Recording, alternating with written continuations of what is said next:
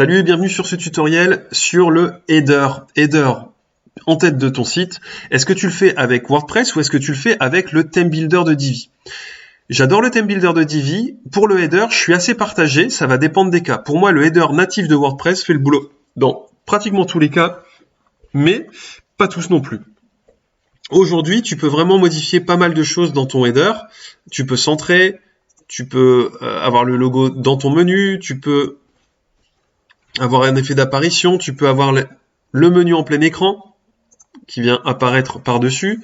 Tu peux personnaliser beaucoup de choses, tu vois, passer en mode pleine largeur ou pas. D'ailleurs, je vais revenir sur l'entête, je veux défaut, voilà.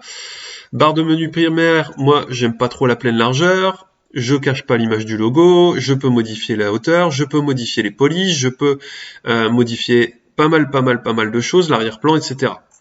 La même chose, il y a quelque chose qui est vraiment chouette avec WordPress que tu n'auras pas avec Divi, c'est la possibilité de paramétrer la barre supérieure. C'est cette chose-là, le menu qui va rester sur PC lorsque tu vas naviguer. Quelque chose que je trouve hyper utile, que tu n'auras pas avec Divi, sans t'embêter un petit peu. Et puis dans les éléments de l'entête, tu vas pouvoir potentiellement ajouter tes icônes de réseaux sociaux que j'ai pas ajouté moi, mais ton numéro de téléphone, etc. Donc c'est plutôt pas mal, ça fait beaucoup de choses et ça marche dans pas mal de cas. Là où ça va être un peu plus limité, c'est au niveau des styles sur mobile, au niveau du téléphone. Tu vas pouvoir faire quand même pas mal de choses. Et c'est surtout au niveau de la palette de couleurs où tu vas pas pouvoir vraiment faire ce que tu veux. Tu vois, tu as genre 4 couleurs. Donc là, ça va être plus limité. Mais j'ai un menu qui est quand même plutôt sympa. Donc maintenant que je t'ai embêté avec le menu WordPress, pour moi, le menu WordPress est très bien. Si tu passes un peu de temps dessus, tu vas pouvoir le modifier facilement. Et donc, je te propose maintenant de créer un menu avec Divi. Donc, moi, ce que je fais, c'est que je vais directement dans la bibliothèque Divi plutôt que dans le theme builder, parce que si je vais dans le theme builder, je vais le modifier avant. Dès que je vais faire quelque chose, ça va le ça va le sauvegarder, ça va l'activer sur tout le site. Alors que si tu modifies dans la bibliothèque Divi, tu peux le faire en plusieurs fois. Donc là, je vais ajouter un modèle. Je l'appelle header Divi. Tuto. Le module, je vais prendre un modèle, je l'assigne à la catégorie test et tutoriel, et c'est parti. Et donc là maintenant, en 5 minutes,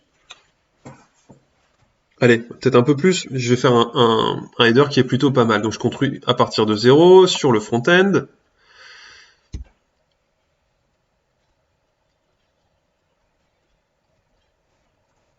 Et donc, ce qui est intéressant, c'est que j'ai mon menu ici au-dessus. Donc là, je vais créer une nouvelle ligne dans laquelle je vais mettre mon menu.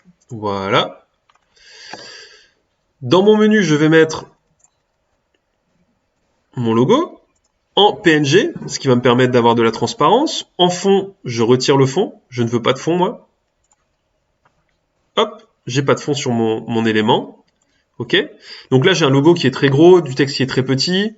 Dans les éléments, je vais ajouter l'icône de recherche, pas l'icône de panier, je suis pas un site e-commerce. Je peux paramétrer le lien de l'icône du menu. Donc là, ici, c'est supersitewp.com. Voilà, comme ça, quand les gens cliquent sur le logo, ça retourne sur la page d'accueil. Le style, je vais garder mon style aligné à gauche. Je peux faire centrer aussi et logo centré en ligne. Alors si tu fais centrer, c'est plutôt joli sur PC, mais moi j'ai toujours un problème, c'est quand je passe sur mobile, où en fait les menus et la recherche sont au centre. Moi, je suis peut-être vieux, hein, mais pour moi sur mobile, un logo, un menu, c'est en haut à droite. Donc je le fais pas centré, mais tu peux tout à fait le faire, donc je reste sur aligné à gauche. Le texte du menu, je vais l'agrandir, je vais le mettre en 16.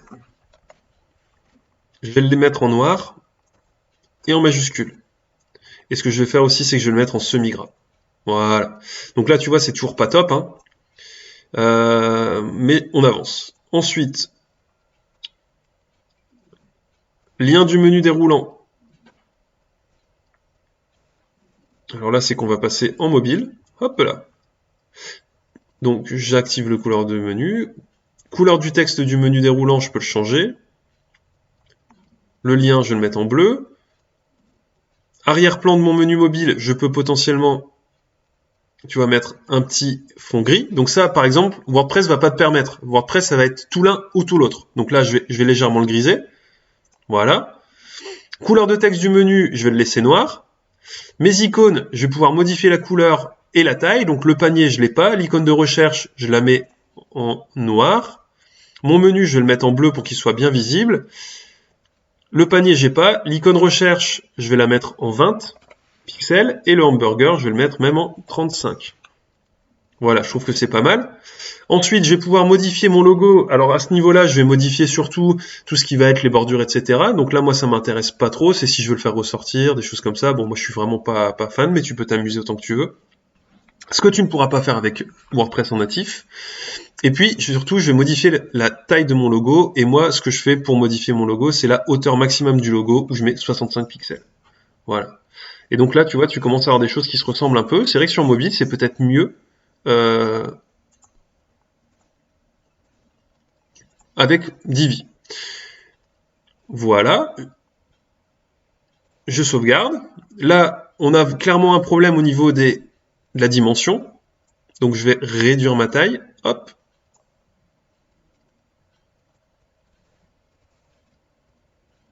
Tu vois ici, c'est des paramètres par défaut. Voilà.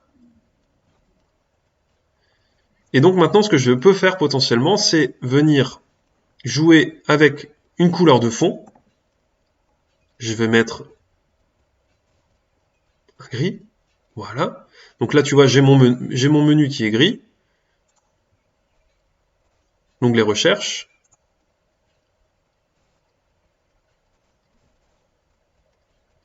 Alors tu vois là, mon logo est plus gros. Donc du coup, j'ai moins d'espace pour chercher. Tu vois? Donc là, je vais venir modifier ça. Après, je vais le faire après. Donc style. Et là, je vais pouvoir potentiellement ajouter une petite bordure avec, par exemple, tu vois, avoir un menu qui soit un petit peu sympa. Ça fait la même chose ici. Bon, personnellement, je suis pas hyper fan, mais au moins tu vois que tu peux le faire. Tu peux même venir ajouter des images derrière, hein. Tu peux changer, tu peux mettre une image, une vidéo. Par exemple, si tu veux voir une image de fond, alors là, je sais pas si je vais avoir quelque chose à mettre, mais ça va être horrible, hein, mais c'est pour te montrer. Tu vois, tu peux avoir des images de fond. Bon, on va l'enlever, hein. Voilà. Et donc maintenant, je vais venir remodifier légèrement mon menu avec mon logo, que je vais encore un peu rétrécir.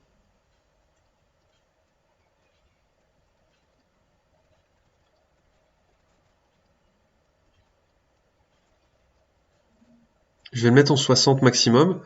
Et donc là, je vais repasser en mobile. Oups, là. Et je vais déjà avoir plus d'espace, tu vois, pour chercher. Ça va être mieux. Donc là, mon logo, mon header, pardon, me satisfait. Ce que je vais pouvoir faire... Alors moi, il y a un petit truc que je vais modifier quand même, c'est ça. Style. Oui. Bordure. J'aime pas trop la bordure en haut, donc je vais l'enlever. Donc j'enlève la bordure en haut. Hop. Hop. Tu vois, ça fait un truc comme ça. C'est plutôt sympa. Je sauvegarde. Je sauvegarde.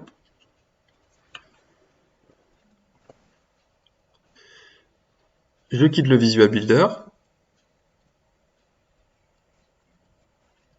Je vais me rendre maintenant dans le Theme Builder. J'ajoute un élément d'entête de la bibliothèque. Je télécharge mon modèle qui s'appelle Header Divi Tuto.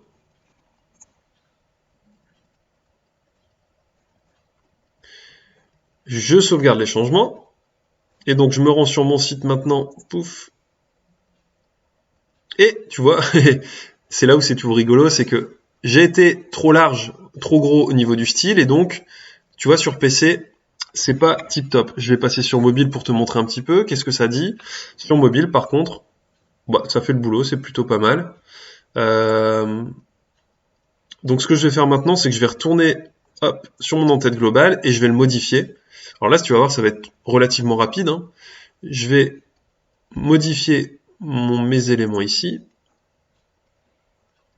Style, icône. Ici, je vais mettre 18 pour la recherche.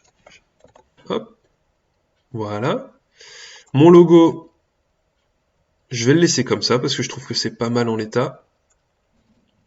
Par contre, je vais modifier un peu mon texte du menu et je vais le passer en plutôt que de le... Voilà.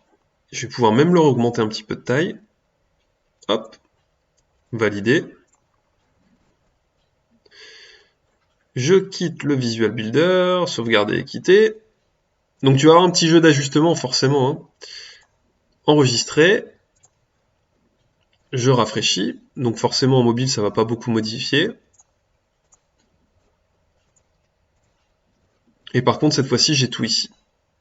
Alors tu vois ici en mobile, en PC j'aurai pas le menu qui va descendre. Aujourd'hui j'ai beaucoup plus d'utilisateurs en version mobile qu'en version PC. Donc dans l'absolu c'est pas la fin du monde. J'aurais pu aller beaucoup plus loin, par exemple en mettant une bordure, en ajoutant une vidéo, en ajoutant des choses.